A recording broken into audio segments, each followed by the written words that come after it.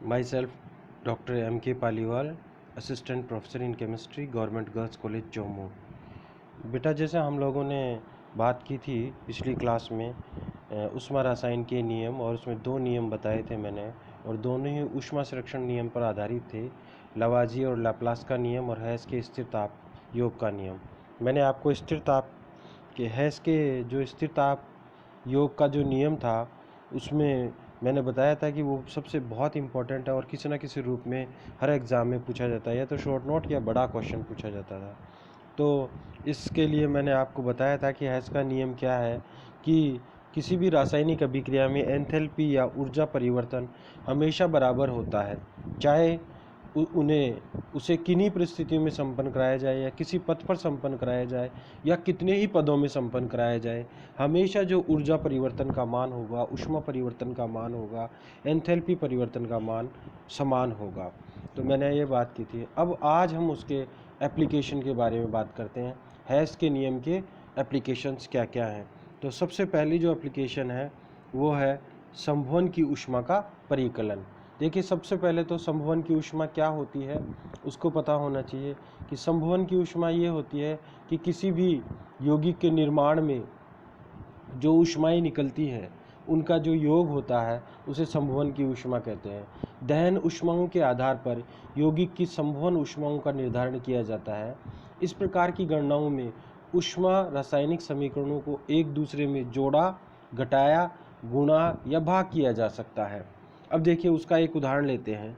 जैसे एक उदाहरण हमारे पास है, CS की संवहन ऊष्मा की गणना करेंगे हम CS2 के कार्बन डाइसल्फाइड की संवहन की ऊष्मा की गणना करेंगे, जिसके लिए हमारे को CS2, ग्रेफाइट एवं सल्फर की दहन ऊष्माएं दे रखी हैं, जिनके क्रमशः मान है, जिनका क्रमशः मान क्या है, एक -1071.52 किलो जूल है, जबकि -394.55 किलो जूल है, और -379.91 किलो जूल है। अब देखिए, हमारे को ये ध्यान रखना चाहिए कि हमारे को ज्ञात क्या करना है। तो ज्ञात क्या करना है, हमारे को CS2 के संवहन की ऊष्मा ज्ञात करनी है। तो हमारे को ज्ञात ये करना है, C+2S से CS2 बना और इसमें डेल्टा H में जो कितना परिवर्तन हुआ वो अपने को देना है। अब अपने को दिया क्या गया है, दहन की ऊष्मा का मतलब कि उसके साथ ऑक्सीजन की अभिक्रिया। तो हमारे पास ये दे रखा है C+O2 जो है उसकी वैल्यू दे रखी है, फिर S+O2 की वैल्यू दे रखी है, प्लस फिर CS+3O2 की वैल्यू दे रखी है। तो हमारे पास हमने इनको समीकरण 1, 2 व 3 लिख दिया है। और अब देखिए हम कैसे, हमारे पास ये वैल्यूज हैं या हमारे पास ये रिएक्शन हो गई, इससे अपन कैसे निकाल सकते हैं। तो हमारे को ये दिमाग लगाना चाहिए कि हम इन अभिक्रियाओं को कैसे जोड़ें, घटाएं या गुणा करें या भाग दें, जिससे हमारे को हमारी डिजायर्ड जो है वो इक्वेशन प्राप्त हो जाए। तो हम क्या कर सकते हैं, हमारे को C+2S को जोड़ना है और उससे अपने को CS2 प्राप्त होना है। तो हम क्या कर सकते हैं, कार्बन और सल्फर को अपने को क्या करना पड़ेगा, जोड़ना पड़ेगा, और फिर उसमें से CS2 घटा देंगे। तो अपने पास क्या हो जाएगा, C+S और CS2 सामने तरफ चला जाएगा। तो हमारे पास हो जाएगा C+S = CS2 हो जाएगा। अब देखिए, हमारे को 2 सल्फर चाहिए, जबकि हमारे पास सल्फर तो एक ही है। तो हम जो सल्फर वाली इक्वेशन है उसको 2 से गुणा कर देंगे। ऐसे अपने को थोड़ा दिमाग लगाना पड़ेगा, जिससे कि अपने को हमारी डिजायर्ड जो है वो इक्वेशन प्राप्त हो जाए। तो देखिए, मैंने इसमें लिखा है, समीकरण 2 को 2 से गुणा करके उसे समीकरण 1 में जोड़ दें, और फिर परिणामी जो समीकरण है 4 हमारे को प्राप्त होगी, उसमें से 3 को घटा दें तो हमारे को इच्छित समीकरण प्राप्त हो जाएगी। अब देखिए, हमने समीकरण 2 को जो है वो 2 से मल्टीप्लाई कर दिया, तो हमारे पास आ जाएगा 2S + 2O2 = 2SO2, और डेल्टा H की जो वैल्यू है उसको भी 2 से हम मल्टीप्लाई कर देंगे। 2 से मल्टीप्लाई करने के बाद हमारे पास ये वैल्यू प्राप्त हो जाएगी। अब हम इसमें जो दूसरी इक्वेशन जो है, पहली इक्वेशन है C+O2, उसको जोड़ देंगे।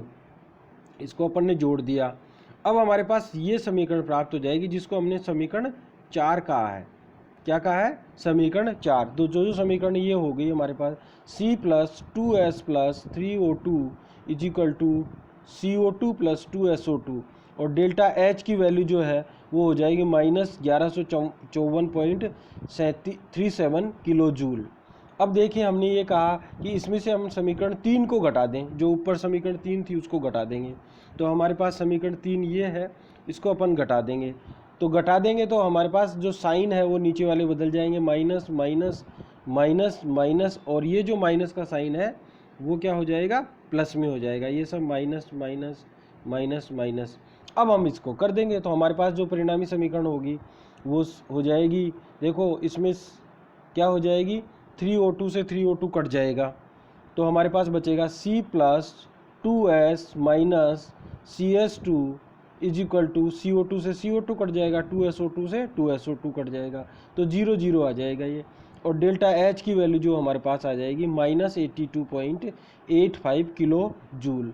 अतः अब हमारे पास जो -CS2 उसको इधर ले जाएंगे तो जो हमारे को पास परिणामी समीकरण होगी या हमारे पास जो डिजायर्ड समीकरण है वो हो जाएगी C plus 2S is equal to CS2 और डेल्टा H की वैल्यू आ जाएगी -82.85 किलो जूल। अतः CS2 के समवन की ऊष्मा जो है हमारे पास हो जाएगी -82.85 किलो जूल। इस प्रकार से हैस के नियम का अनुप्रयोग करके हम समवन की ऊष्मा का परिकलन कर सकते हैं। अब हम बात करते हैं दूसरा जो है वो है अभिक्रिया ऊष्मा की परिकलन। अभिक्रिया ऊष्मा का कैसे परिकलन कर सकते हैं, calculate of heat of a reaction. जिन अभिक्रियाओं की अभिक्रिया ऊष्मा अन्य विधियों द्वारा ज्ञात नहीं की जाती उन अभिक्रियाओं की ऊष्मा जो है हैस के नियम की सहायता से ज्ञात कर सकते हैं। अब उदाहरण लेते हैं हम, क्या है, कार्बन के दहन से CO के बनने की अभिक्रिया ऊष्मा। कार्बन का जो दहन होता है उससे हमारे पास कार्बन मोनोऑक्साइड बनता है, उसकी कैसे हम ज्ञात कर सकते हैं। दहन की प्रक्रिया सदैव ऑक्सीजन की अधिक मात्रा में संपन्न करवाई जाती है, आप जानते हो। अतः तत्व या यौगिकों का पूर्ण दहन उत्पाद ही बनता है और उस अभिक्रिया का एंथैल्पी परिवर्तन ज्ञात किया जा सकता है। अतः निम्न अभिक्रियाओं के दहन की ऊष्माओं के आधार पर अन्य अभिक्रियाओं की अभिक्रिया ऊष्मा निम्नानुसार हैस के नियम की सहायता से ज्ञात कर सकते हैं। अब देखिए हमारे पास ये है, कार्बन जो है उसका ऑक्सीजन की उपस्थिति में रिएक्शन कराते हैं या दहन कराते हैं तो CO2 बनता है या CO2 गैस बनती है। तो delta H is equal to -393.5 kilo joule इसकी वैल्यू आती है। कार्बन मोनोऑक्साइड को हाफ ऑक्सीजन से करवाते हैं तो हमारे को CO2 मिलती है, तो डेल्टा H की वैल्यू जो है -282 किलो जूल मिलती है। हैस के नियम से की सहायता से इन दोनों अभिक्रियाओं की एंथैल्पी परिवर्तन में निम्न अभिक्रिया ऊष्मा का परिकलन किया जा सकता है। अब हमारे को कार्बन मोनोऑक्साइड की परिकलन करनी है तो वो तो सिंपल सा है कि कार्बन सॉलिड को हाफ ऑक्सीजन गैस की प्रेजेंस में कराते हैं तो हमारे को CO गैस प्राप्त होती है और उसमें कितनी प्राप्त होती है हम प्राप्त कर सकते हैं। अब क्या करेंगे इसके लिए, समीकरण जो 1 है में से समीकरण 2 को जो है वो घटा दें तो हमारे को समीकरण 3 प्राप्त हो जाएगी। क्या हो जाएगी, समीकरण 3 प्राप्त हो जाएगी। तो अपन करें C solid plus O2 gas और CO2 इसकी वैल्यू 393.5 किलो जूल हो जाएगी, minus CO gas minus half O2 gas minus CO2 gas, तो डेल्टा H की वैल्यू -282 किलो जूल हो जाएगी। अब देखिए इसमें क्या हो जाएगा, कार्बन सॉलिड हो जाएगा और इसमें जो एक ऑक्सीजन है ऊपर वाला, एक ऑक्सीजन में आधा ऑक्सीजन चला जाएगा तो आधी ऑक्सीजन गैस बच जाएगी और यहाँ -CO जो था वो इधर प्लस का हो जाएगा और CO2 कैंसिल हो जाएंगे एक दूसरे से। तो हमारे पास जो इच्छित समीकरण है वो प्राप्त हो जाएगी CS plus half O2G CO2G और डेल्टा H की वैल्यू जो हो जाएगी वो हो जाएगी -111.5 किलो जूल। इस प्रकार इच्छित अभिक्रिया की अभिक्रिया ऊष्मा ज्ञात की जा सकती है। अब हम बात करते हैं थर्ड जो है वो है, क्या है, संक्रमण ऊष्मा का परिकलन, calculation of heat of transition. आप देखिए हीट ऑफ संकरण ऊष्मा का परिकलन या हीट ऑफ ट्रांजिशन क्या होती है कि तत्व के एक से अधिक रूप होते हैं और एक दूसरे रूप में वो परिवर्तित होते रहते हैं। तो ये जो संक्रमण ट्रांजिशन होता है, एक रूप से दूसरे रूप में ट्रांजिशन होता है, उसमें कितनी ऊर्जाओं का, कितनी ऊष्मा का आवश्यकता होती है, उसकी अपन कैलकुलेशन जो है या उसकी जो परिकलन है हम हैस के नियम की सहायता से कर सकते हैं। तो देखिए किसी तत्व के एक अपर रूप का उसके दूसरे अपर रूप में परिवर्तन एक बहुत ही मंद प्रक्रम द्वारा संपन्न होता है।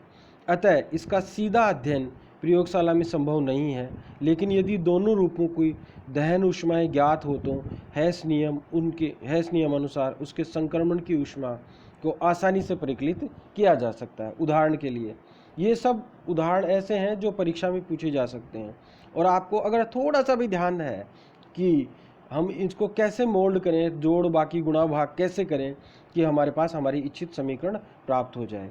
देखिए उदाहरण के लिए सल्फर के दो अपर रूप विषम लंबाक्ष रोम्बिक और एकंताक्ष मोनोक्लिनिक के दहन ऊष्माओं के आधार पर संकरण ऊष्मा का परिकलन निम्न प्रकार से किया जा सकता है। अब हमारे पास रोम्बिक सल्फर को दहन करते हैं तो SO2 हमारे पास गैस प्राप्त होती है और उसकी डेल्टा H की वैल्यू होती है 297.5 किलो जूल। दूर की मोनोक्लिनिक जो होती है उसकी दहन की ऊष्मा जो है हमारे पास हो जाएगी delta H is equal to -300 kilo joule. अब हम क्या करते हैं कि जो समीकरण एक है उसमें से दूसरी को घटा देते हैं तो हमारे को हमारी इच्छित समीकरण प्राप्त हो जाएगी। यहाँ ऑक्सीजन से ऑक्सीजन कट जाएगा और सल्फर से SO2 से SO2 कट जाएगा, तो हमारे पास ये तो SR तो प्लस का हो जाएगा, SM माइनस का हो जाएगा, तो SM माइनस अगर दूसरी तरफ चला जाएगा तो हमारे पास ये प्लस का हो जाएगा, तो SR is equal to SM हो जाएगा। और हम इसको घटाते हैं तो हमारे पास वैल्यू जो प्राप्त होती है वो delta H is equal to +2.5 kilo joule होती है। तो अतः सब समीकरण 2 में से एक घटाने पर हमारे को रिजल्टेंट जो हमारे पास डिजायर्ड इक्वेशन है वो प्राप्त हो जाएगी। SM is equal to SR। दूसरी तरीके से मोनोक्लिनिक से रोम्बिक बनाने में ये वैल्यू जो है वो सिर्फ प्लस से माइनस में कन्वर्ट हो जाएगी, वैल्यू उतनी की उतनी आएगी, delta H is equal to -2.5 kilo joule. अब जो है नेक्स्ट एप्लीकेशन हम बात करते हैं जलयोजन ऊष्मा का परिकलन। हम जलयोजन ऊष्मा का भी परिकलन कर सकते हैं। तो जलयोजन ऊष्मा का कैसे परिकलन करेंगे, देखिए ये हमारे पास है। किसी क्रिस्टलीय यौगिक के जलयोजन में मुक्त हुई ऊष्मा को जलयोजन ऊष्मा कहते हैं। कोई भी क्रिस्टलाइन सब्सटेंस है उसमें अगर वाटर ऐड होता है और उससे कोई एनर्जी निकलती है तो उसे जलयोजन ऊष्मा कहते हैं। जलयोजन ऊष्मा का मान हैस के नियम की सहायता से ज्ञात किया जा सकता है। जैसे हमारे पास CuSO4 है, उसके लिए हम जलयोजन ऊष्मा का मान ज्ञात कर सकते हैं। हमारे पास निर्जलीय CuSO4 है, उसमें 800 वाटर मॉलिक्यूल मिलाते हैं तो हमारे पास CuSO4.800H2O मिलता है और उससे जो एनर्जी निकलती है वो -66.50 किलो जूल होती है। ये समीकरण 1 हो गई। अब CuSO4.5H2O है, उसमें 795 H2O लिक्विड के मिलाते हैं तो हमारे पास CuSO4 800H2O मिलता है और इससे जो वैल्यू मिलती है इक्वल टू होती है +11.71 किलो जूल। अब देखिए समीकरण 1 में से समीकरण 2 को घटा देंगे तो हमारे पास डिजायर्ड जो है इक्वेशन वो प्राप्त हो जाएगी। इसमें से क्या होगा कि प्लस के जो हैं वो 5H2O हमारे को मिल जाएंगे, ठीक है, और CuSO4 के 800H2O कट जाएंगे तो हमारे पास डिजायर्ड इक्वेशन हमारे को प्राप्त हो जाएगी। CuSO4 निर्जलीय प्लस 5H2O या लिक्विड इज इक्वल टू हो जाएगा CuSO4.5H2O और इससे जो डेल्टा H की वैल्यू होगी वो -78.21 किलो जूल। अर्थात निर्जलीय CuSO4 के 1 मोल से पेंटाहाइड्रेट बनने में 78.21 किलो जूल ऊष्मा मुक्त होती है। दूसरे शब्दों में हम ये कह सकते हैं कि CuSO4 के जल योजन की ऊष्मा का मान 78.21 किलो जूल होता है। इस प्रकार से अपन प्राप्त कर सकते हैं। अब जालक ऊर्जा का परिकलन भी हम हैस के नियम की सहायता से कर सकते हैं। और ये मेन एप्लीकेशन है, बहुत इंपॉर्टेंट एप्लीकेशन है। ये वैसे भी पूछा जाता है और इसके साथ भी पूछा जाता है, कभी शॉर्ट नोट भी पूछ लिया जाता है। इनऑर्गेनिक में तो बॉर्न हैबर जो साइकिल है वो पूछा जाता है, या बॉर्न हैबर साइकिल जो है वो भी क्या है, हैस के नियम पर ही आधारित है। तो क्या होता है जालक ऊर्जा का परिकलन, एक मोल आयनिक ठोस को उसके आयनों में पृथक पृथक करने के लिए आवश्यक ऊर्जा को जालक ऊर्जा कहते हैं। या फिर क्या करते हैं कि किसी एक मोल ठोस को उसके आयनों से निर्माण होने में जो ऊष्मा निकलती है, जो ऊर्जा निकलती है, उसे जालक ऊर्जा कहते हैं। और यह हैस के नियम से ज्ञात की जा सकती है। उदाहरण के लिए गैसीय आयनों से NaCl के एक मोल ठोस NaCl में मुक्त हुई ऊर्जा अर्थात जालक ऊर्जा को निम्न प्रकार से परिकलन कर सकते हैं। देखिए हमारे पास NaS प्लस हाफ Cl2G बनता है, और NaCl और हाफ Cl2G का सीधा संयोग होने से जो वैल्यू -Q 98.2 किलो जूल हमारे को मोल इनवर्स के रूप में हमारे को प्राप्त होती है। अब ये तो डायरेक्ट मिल गया। अब इसको अपन हैस के नियम के अनुसार अल्टरनेट वे में भी निकाल सकते हैं, क्योंकि हैस का नियम क्या कहता है, अभिक्रिया चाहे कितने ही पदों में संपन्न हो, किसी पथ पे संपन्न हो, या किसी प्रकार से किन्हीं परिस्थितियों में संपन्न हो, जो ऊष्मा होती है, जो ऊर्जा होती है, परिवर्तन होता है ऊष्मा में, वो हमेशा बराबर होता है। तो देखिए अब अलग अलग स्टेप में करते हैं। पहला स्टेप ये लेते हैं, Na को अपन सॉलिड को गैस में बदलते हैं तो सब्लिमेशन एनर्जी होती है या उदोर्पातन ऊर्जा होती है। तो इसकी वैल्यू आती है 26 किलो कैलोरी पर मोल। तो Na गैस में बदल जाता है। अब Na गैस का आयनाइजेशन करते हैं तो हमारे पास वैल्यू जो आती है वो 118 किलो कैलोरी मोल इनवर्स होती है, और हमारे को Na+G प्राप्त हो जाता है। अब इसी प्रकार से अपन क्या करते हैं, हाफ Cl2 या Cl2 को हाफ Cl2 में कन्वर्ट करते हैं, एक Cl प्राप्त करते हैं। तो डिसोसिएशन एनर्जी होगी, ये भी अपने को देनी पड़ेगी। इसकी वैल्यू 28.9 किलो कैलोरी पर मोल इनवर्स है। तो हमारे पास अब Clg बन गया। अब इसमें क्या है, इलेक्ट्रॉन जोड़ना पड़ेगा। तो इलेक्ट्रॉन जोड़ने से ऊर्जा निकलेगी, उसे इलेक्ट्रॉन बंधुता कहते हैं। उसकी माइनस में वैल्यू होगी, और वो वैल्यू आती है हमारे पास 90.7 किलो कैलोरी मोल इनवर्स। अब हमारे पास जो बन गया वो क्या बन गया, Cl-G बन गया। अब इधर Na+G और Cl-G ये दोनों मिल के हमारे पास क्या बना लेंगे, जालक ऊर्जा का निर्माण करते हैं, और U0- के रूप में हमारे को वैल्यू प्राप्त होगी, और उसकी वैल्यू होगी 180.4 किलो कैलोरी मोल इनवर्स। तो अल्टीमेटली हमारे पास जो समीकरण प्राप्त होगा वो ये समीकरण प्राप्त हो जाएगा, और हम इसके आधार पर वैल्यू निकाल सकते हैं। वो क्या होगा, -Q = S + I + half D plus -E plus -U0, अथवा हम यूँ कह सकते हैं S + I + half D - E - U0 plus Q = 0। इससे अपन Q जो है जालक ऊर्जा का परिकलन कर सकते हैं। इस प्रकार से अपन जालक ऊर्जा का भी परिकलन कर सकते हैं। तो जो हैस का नियम है उसके ये मुख्य 5 एप्लीकेशंस हैं, संवहन ऊष्मा का परिकलन, अभिक्रिया ऊष्मा का परिकलन, संकरण ऊष्मा का परिकलन, जालक ऊष्मा का परिकलन, और जलयोजन ऊष्मा का परिकलन। इस प्रकार से ये जो 5 एप्लीकेशन है मुख्य रूप से याद करनी है।